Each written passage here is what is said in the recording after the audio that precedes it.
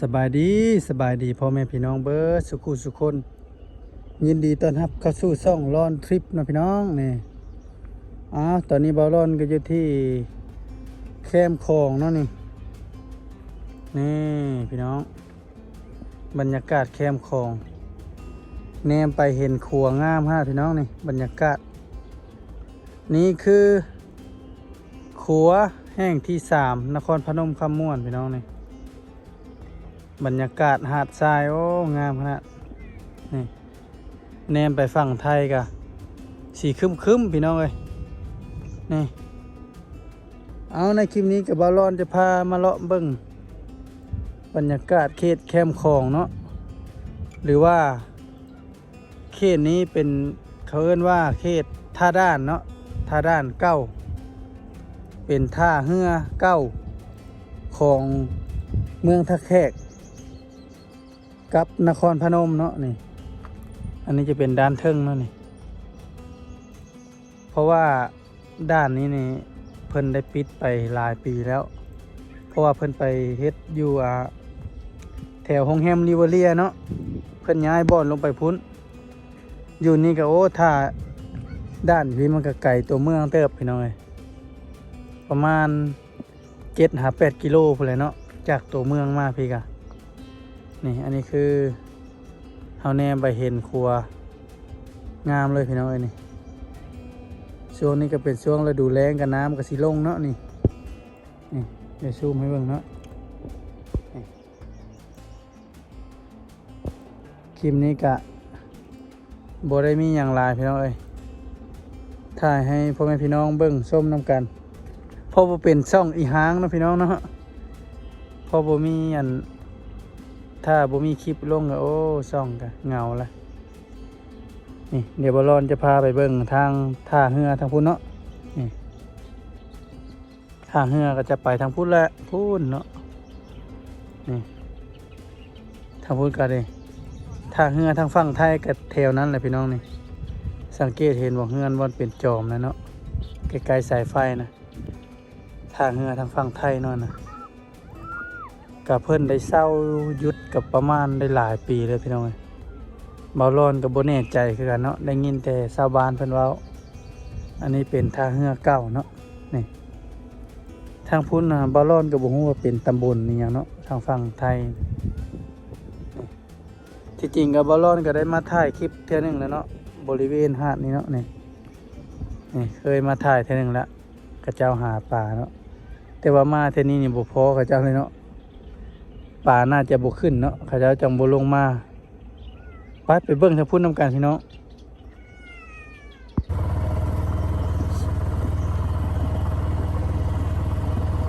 นี่ทางด้านเทิงก็จะเป็นประมาณนี้พี่น้องเลยอีหางเบิร์ดเนาะแถวนี้ก็จะมีห้องการอย่างเก่าแก่เบิร์ดเนาะบ่มีคนอยู่เลยป่าหกหุ่มเบิร์ดเลย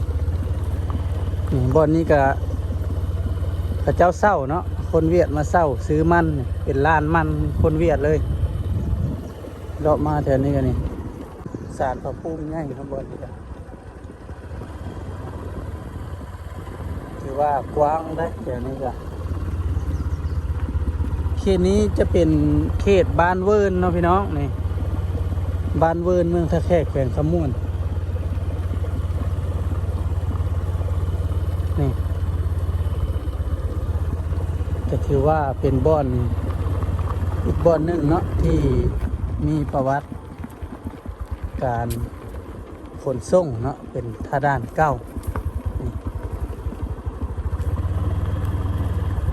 แปลกขนาดน้องเหมือนบ่มีเขาเจ้ามาหาป่าพี่น้องบอลลอนมาส่วนนั้นโอ้คนหลายได้ อันนี้จะเป็นทางลงนั่นนี่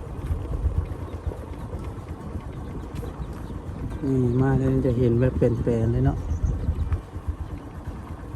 กะตอนนี้ก็เป็นเขาเจ้ามาเอาทรายเนาะแถวนี้นะมาตักทรายขึ้นไปขายแนมไปฝั่งนครพนมอย่างเงียบเงาฮะแถวนี้เฮือนโบราณเนาะแถวนี้ทางฝั่งพุ่นก็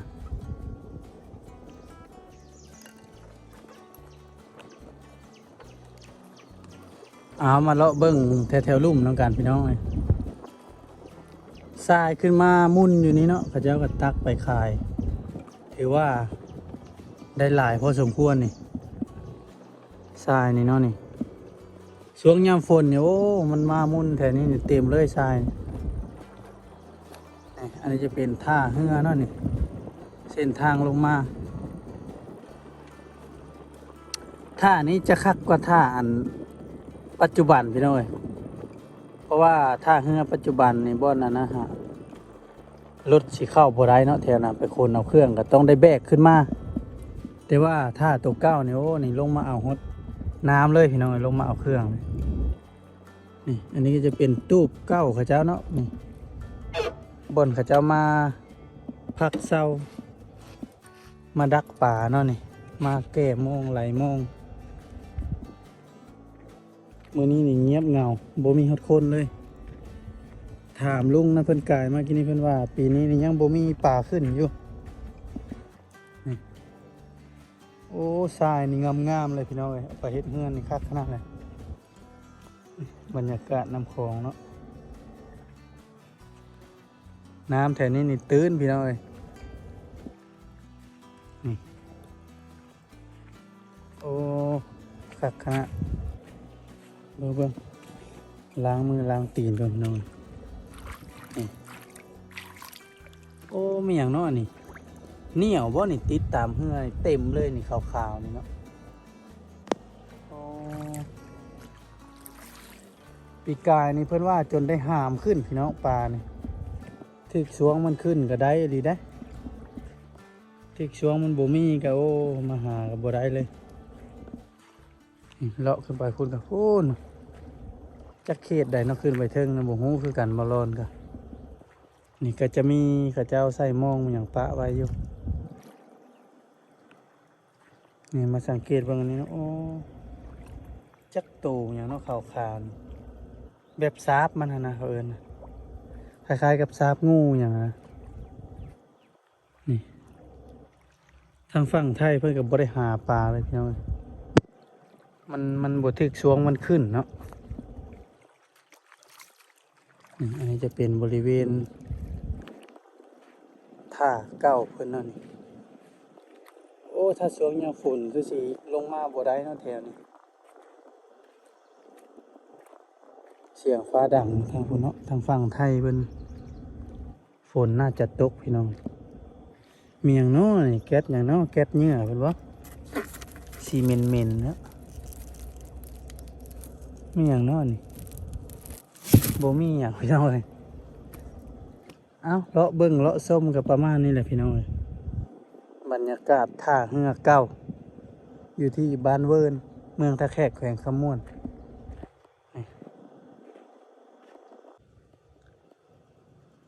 ช่วงนี้กับเบาร้อนกับบ่ได้ไปเที่ยวทางใดพี่น้องเอ้ยเนื่องจากว่างบบ่มีเนาะนี่ไปหลายกับบ่ได้พี่น้องเอ้ยมีแต่ว่าหาเลาะถ่ายให้พ่อแม่พี่น้องเบิ่งส้มแถวนี้นะเนาะนี่เอาสำหรับคลิปนี้ก็ขอจบคลิปเพียงเท่านี้พี่น้องถ้ามักก็อย่าลืมกดไลค์กดติดตามและกดกระดิ่งเพื่อบ่พลาดคลิปใหม่ๆจะบ่ร้อนเนาะพบพอกันใหม่ในคลิปหน้าพ่อแม่พี่น้องสำหรับคลิปนี้ลาไปก่อนสบายดี